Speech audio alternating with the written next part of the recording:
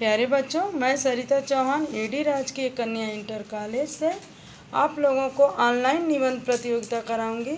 निबंध प्रतियोगिता का विषय है वर्षा जल है जीवन धारा। वर्षा जल है जीवन धारा। ये जो सप्ताह चल रहा है वो भूजल संरक्षण का सप्ताह है।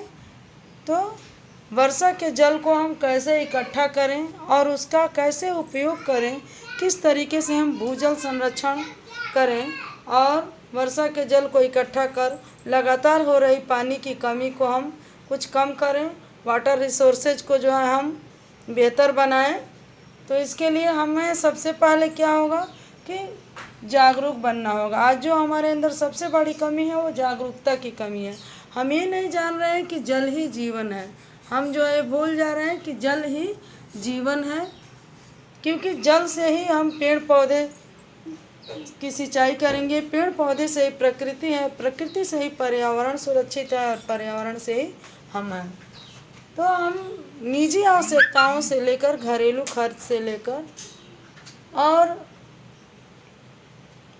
जो खेती किसानी की तो बात ही छोड़ दीजिए, घरेलू खर्च से लेकर खेती किसानी तक जो है हम जो जल संरक्षण के उपाय करते हैं उसमें हम जागरूकता की कमी करते हैं। जैसे कि जो ट्यूबवेल या बोरवेल है, जो अत्यधिक गहराई से पानी का भूजल से भूगर्भ से जो है पानी का दोहन करता है, तो उसमें हम आवश्यकता के हिसाब से ही पानी नहीं खर्च करते हैं। आवश्यकता से अधिक भी कहीं कहीं हम पानी ऐसे बर्बाद होने देते हैं, नहीं देते हैं। और घरेलू उपयोग में कहें तो किचन से लेकर वॉशरूम तक हम जो है पानी अत्यधिक बर्बाद करते हैं। कपड़े धोने से लेकर हर कार्य के लिए हम पानी जो है अत्यधिक बर्बाद करते हैं। जैसे कि हम टोटी से ही बर्तन धुलते हैं, तो हम ये नहीं जानते हैं कि उससे हमारा कम से कम 10 बाल्टी पानी खर्च होगा। अगर हम टब या बाल्टी में बैठकर बर्तन धुलते हैं तो उससे 1-2 टब में हमारा पानी बर्तन साफ़ हो जाएगा। ऐसे कपड़े हैं जो भी हैं, वॉशिंग मशीन है या जो भी अत्याधुनिक तकनीकी से हम पानी घरेलू काम करते हैं, उससे पानी ज़्यादा खर्च होता है। दूसरा है कि लगातार पेड़ों की कटान। लगातार जो है पेड़ों की हम कटान कर रहे हैं। तो पेड़ क्या करते हैं? पेड़ जो है भूजल को संरक्षित करते हैं। जब वर्षा होती है तो पेड़ की जड़ें जो है वर्षा के जल को सोखकर भूजल तक पहुंचाते हैं। अगर वर्षा को भूजल तक यानी भूगर्भ के अंदर तक वर्षा के जल को पहुंचा दिया जाए तो उसके 2 लाभ होंगे। एक तो यह होगा कि बाढ़ नहीं आएगी और दूसरा ये लाभ होगा कि जो भूगर्भ जल का स्तर है उसमें सुधार होगा।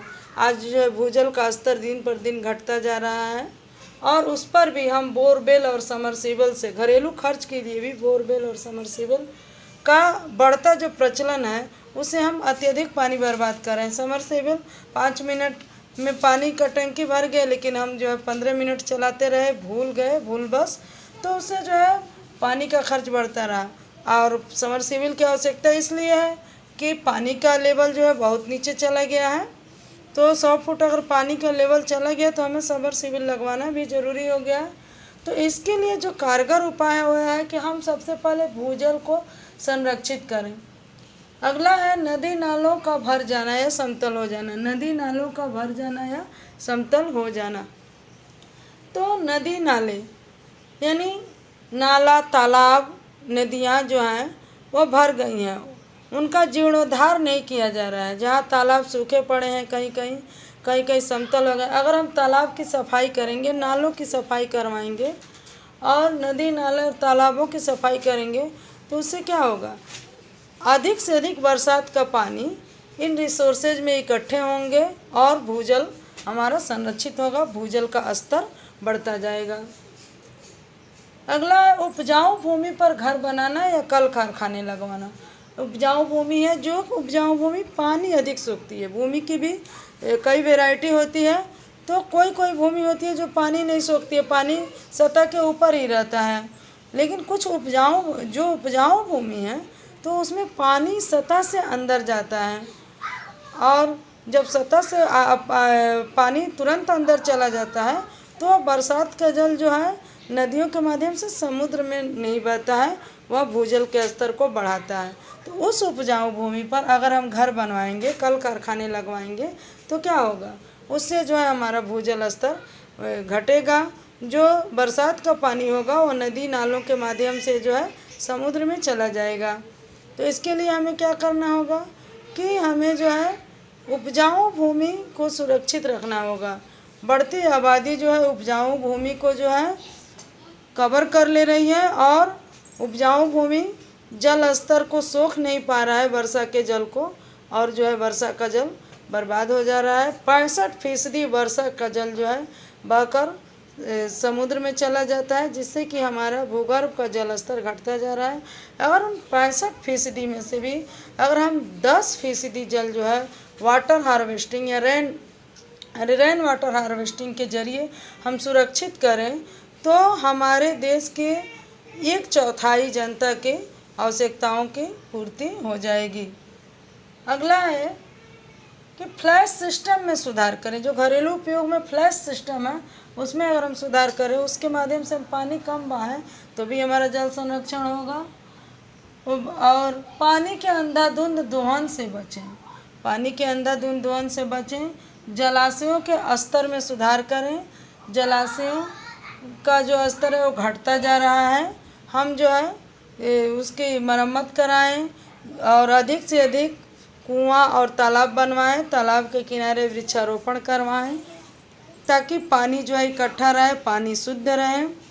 और जो खेत हैं जिसमें वर्षा के पानी इकट्ठे होते हैं, तो देखते हैं कि जो निचले एरिया की जो भूमि होती है उससे जो है पानी बहकर जो है नालों में चले जाते हैं, नालों से नदियों में मिल जाते हैं। तो उसके लिए क्या करें कि हम खेतों की मेड़बंदी करें। जब हम खेतों की अच्छी मेड़बंदी करेंगे तो जो है हमारे जल स्तर को और वर्षा के जल को वहाँ की भूमि सोखेगी और हमारे भूजल का स्तर जो है बढ़ेगा।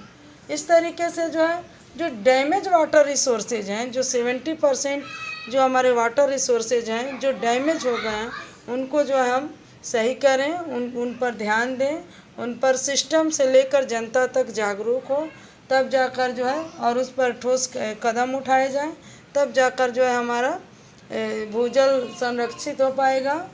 और जो बोरवेल और समरसेबल से जो अत्यधिक पानी गिर रहा है उस पर भी हमें जो है रोक लगाना होगा।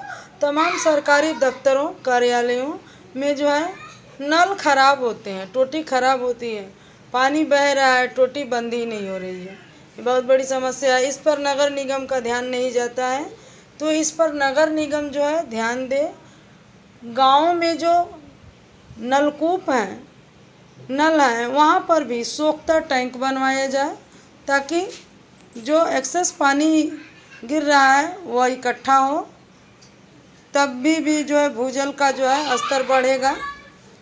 और सबसे बड़ी बात है कि शहर में तो ज़मीन देखने को नहीं रह रहा है, रहने को नहीं रह रहा है, बस ज़मीन जहाँ है वहाँ आबादी बढ़ी हुई है। तो बढ़ती आबादी की वजह से पानी की आवश्यकता अत्यधिक है और पानी का अत्यधिक दोहन हो रहा है, और हम जो है भूजल रिचार्ज प्लानिंग नहीं कर रहे हैं कि हम कैसे भूजल को रिचार्ज करें, कैसे जो हम पानी को संरक्षित करें। इसके लिए नाला बांध और नदियों का बांध, ये सब ज़रूरी है। बांध बनाकर हम पानी को इकट्ठा करें। इस तरीके से जो हम रेन वाटर हार्वेस्टिंग के ज़रिए, मेम्ब्रेन फिल्ट्रेशन के ज़रिए, जिसमें कि नैनो फिल्ट्रेशन से लेकर आरओ तक के ज़रिए जो है खारे पानी को जो है पुनः उपयोग में लाएं। उसके फिल्ट्रेशन के ज़रिए हम पानी को पीने योग्य, जीने योग्य बनाएं। तो नैनो टेक्नोलॉजी, जो आधुनिक टेक्नोलॉजी है, उस टेक्नोलॉजी के ज़रिए भी हम कुछ जो है पानी के वर्षा के पानी का उपयोग कर सकते हैं। और रहा है कि पानी का जो उपयोग है, तो पहले तो हम पानी का सीमित उपयोग करें, उसका पुनः उपयोग करें। पानी जो हम बचा रहे हैं, जो खर्च कर दे रहे हैं, उस पानी को इकट्ठा करके उसको पुनः जो रिफ्रेश करके अगर उसकी कोई हम उपयोग करें, तभी जो है हमारा जो है जल संरक्षित होगा। और वर्षा के जल के लिए छोटे छोटे स्तर पर, जैसे कि गड्ढा से लेकर जो नदी नाला है ऊंचे से लेकर नीचे तक, वहाँ पर हम पानी को इकट्ठा करें, और पानी जब इकट्ठा होगी तो ज़मीन के भीतर जाएगी, तो इससे भूजल का स्तर बढ़ेगा। तो इस तरीके से, और लगभग प्रत्येक छत पर एक टैंक रखें, एक ऐसी टंकी रखें जो मोटी जाली या कपड़े से बंधे हुआ, उस पर जो है हम जो वर्षा के जल को इकट्ठा करें। या जो छत का जो पानी गिरने का जो पाइप है, उस पाइप से जो है हम कुछ ऐसा सिस्टम बनाएं जैसे वर्षा का पानी उस पाइप के माध्यम से गिरकर जो है किसी जो है गड्ढे या उसमें जो है जो सीमेंटेड गड्ढे हैं अच्छे से बनवाए हुए उसमें इकट्ठे हों और उस पानी को जो है पेड़ पौधों की सिंचाई में लगाएं, कुछ ऐसी ज़रूरती कामों में लगाएं जहाँ पर उनका उपयोग किया जा सके। इस प्रकार से जब हम संसाधनों का अच्छे से उपयोग करेंगे, उसका दोहन नहीं करेंगे, जितना हम दोहन करेंगे उतना उसको संरक्षित करने का प्रयास करेंगे, तो आने वाली पीढ़ी शायद इस संकट से बच जाए। नहीं तो 1 दशक के अंदर समस्या ऐसी आने वाली है कि हमारे पास ज़मीन होंगी, जनसंख्या होगा, लेकिन हमारे पास अपने अन्न को उत्पादन करने के लिए, खाने की ज़रूरी सामानों को बनाने के लिए हमारे पास पानी नहीं होंगे। तो इस तरह से हमारा जीवन जो है संकट में हो जाएगा।